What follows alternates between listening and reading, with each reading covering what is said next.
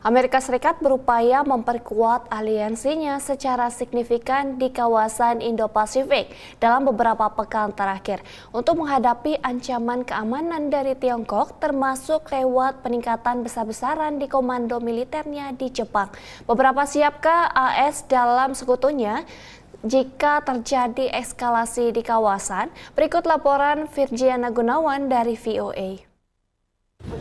Baru-baru ini, Menlu Amerika Antony Blinken dan Menhan Lloyd Austin mengumumkan perubahan dalam hubungan pertahanan AS-Jepang. United States will upgrade the U.S. Forces Japan to a joint force headquarters with expanded missions and operational responsibilities. Komando gabungan ini akan dipimpin Jenderal Bintang 3. That means that Americans are serious.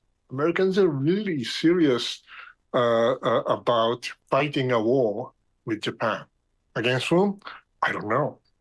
Whoever wants to change the status quo by force, we may have to fight.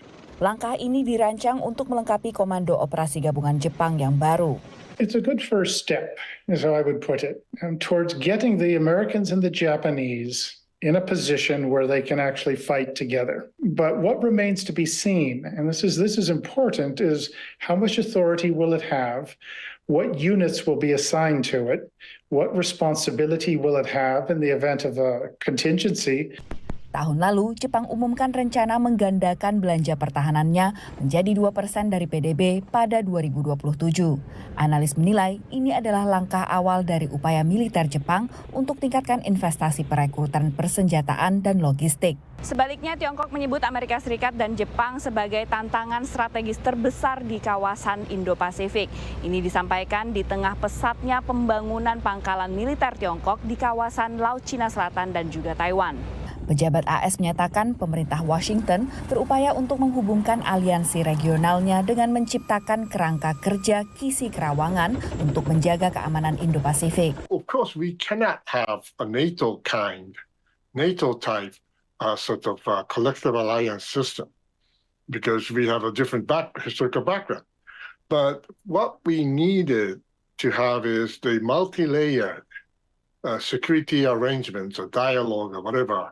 Filipina adalah bagian penting dalam aliansi tersebut dan mendapat bantuan militer baru dari Amerika senilai $500 juta. For this so-called lattice work of a range of alliances and agreements that the Americans have tried to put together, with whom can they do a real-world short-notice operation? That means if you had to go out and really do something for real, like fight, who could they do it with?